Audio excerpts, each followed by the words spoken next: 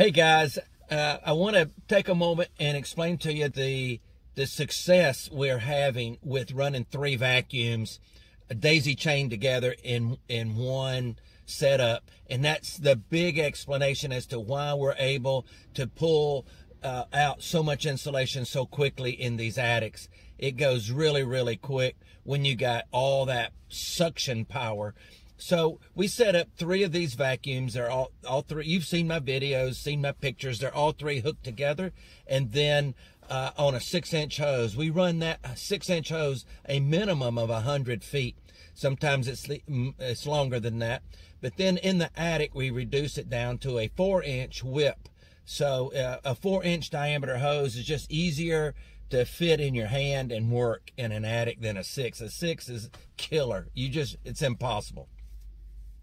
But you can, I'm going to play at the end of this video, I'm going to play splice in a video of Chris in the attic, and you can hear how much power is in this hose. I mean, if you've never run a daisy chained setup on a vacuum hose, you have no idea of the amount of power that's available to you.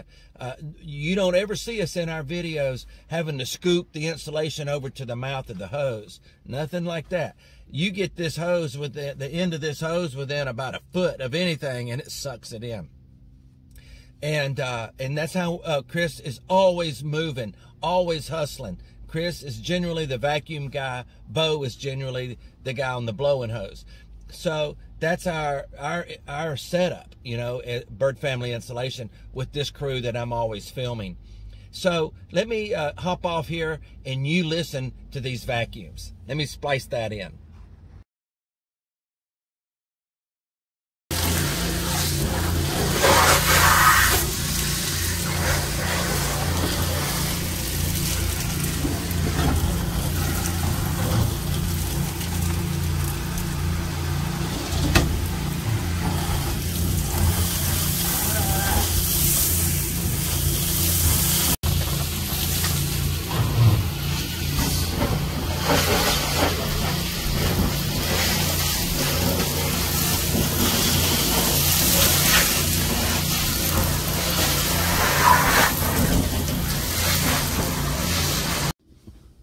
All right, now that insulation that he's sucking up is about 3 inches of compacted loose fill fiberglass insulation that is 60 years old, original to that house. If you've done this before, you know that over time that stuff, it just adheres to the paper on the sheetrock ceiling. Sometimes you just scrape it with a hose to even get it to come up. With a lesser vacuum, but we never have that problem with these vacuums. You see, Chris is going as hard and as fast as he can go. Now I'm about to show you the vacuums and how they're set up down at the rig. Everything is 6-inch hose down here.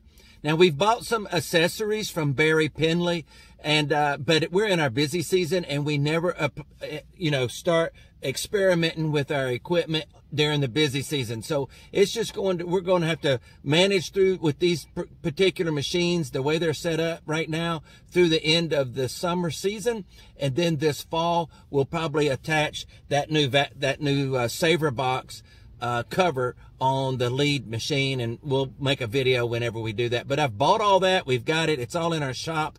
All the new accessories for these vacuums.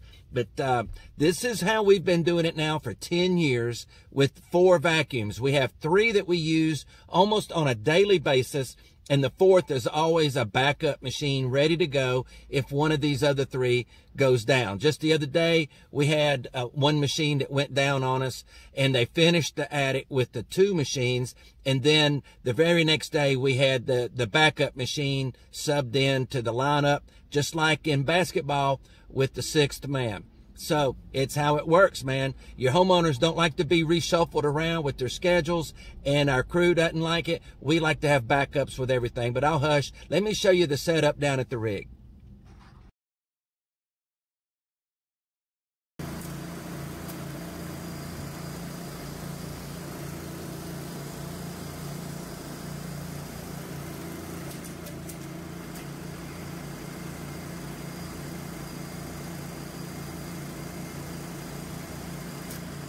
You have these 3 vacuums hooked together, you don't ever choke the hose.